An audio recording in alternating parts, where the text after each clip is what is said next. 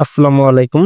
সাধারণ আনসারদের জন্য একটি সুখবর। প্রেসকৃত যারা আনসার রয়েছেন আপনাদের জন্য একটি সুখবর। ইতিমধ্যে আপনারা অনেকেই অবগত রয়েছেন যে আপনাদের যারা ফ্রিজকৃত অবস্থায় আছেন আপনাদের আইডিটি এখন অনেকটি আনফ্রিজ করা হচ্ছে, অর্থাৎ আপনাদেরকে তালিকাভুক্ত করা হচ্ছে। তালিকাভুক্ত করার পরে পরবর্তীতে অল্প কিছুদিনের মধ্যে যাচাই বাছাই প্রক্রিয়া সম্পূর্ণ করেন আপনাদেরকে আবারও আনফ্রিজ করে আপনাদের চাকরিতে বহাল রাখা হবে এবং চাকরির ক্ষেত্রে সকল ধরনের সুযোগ সুবিধা পেয়ে থাকবেন। তো আজকের ভিডিওর মাধ্যমে আমরা জেনে নিব যে বাংলাদেশ আনসার ও গ্রাম প্রতিরক্ষা বাহিনীর ডিজি মহোদয় আপনাদের জন্য কি বার্তা নিয়েছে, বিশেষ করে ফ্রিজকৃত যারা আছেন তাদের জন্য এই বার্তাটি।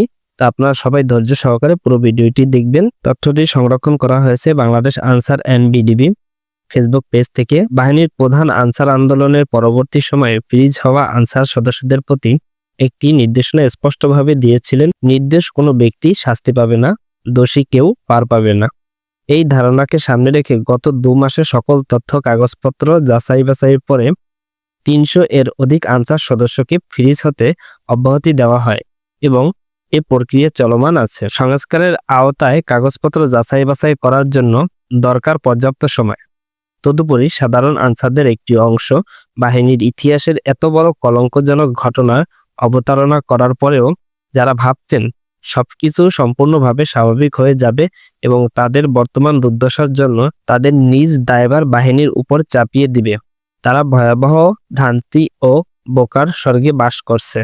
এছাড়াও রেস্ট প্রথা বাতিল হয়ে যাওয়ার রেস্টে 10,000-এর বেশি আনসারকে নতুন গার্ড বৃদ্ধি না করা পর্যন্ত স্বাভাবিকভাবেই অপেক্ষা করতে হবে।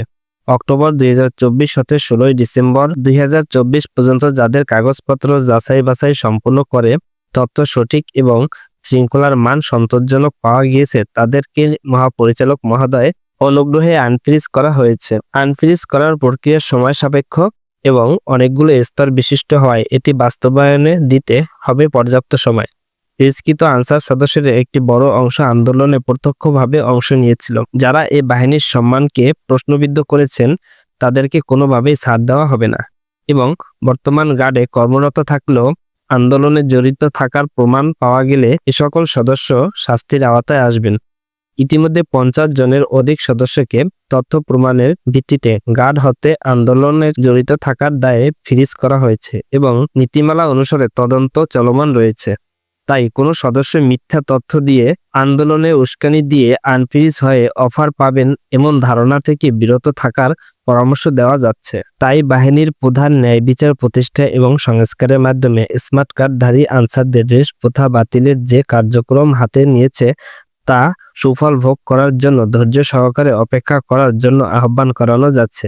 অর্থাৎ এই তথ্য থেকে আপনারা জানতে পারছেন যে আপনারা যারা ফ্রিজকৃত অবস্থায় আছেন আপনাদের অনেকের চাকরি যাচাই বাছাই করে দেওয়া হয়েছে। তো আপনারা যারা এখনো ফ্রিজ অবস্থায় আছেন বা ব্লক অবস্থায় আছেন আপনাদেরকে ধৈর্য ধরতে হবে।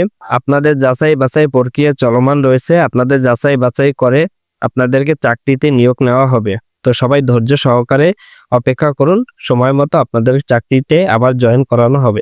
এই ছিল সাধারণ আনসারদের জন্য নিয়োগ বিজ্ঞপ্তি। চাকরি সংক্রান্ত যে কোনো নিয়োগ বিজ্ঞপ্তি পেতে হলে অবশ্যই আমার এই ছোট চ্যানেলটি পাশে থাকবেন। সকলকে ধন্যবাদ।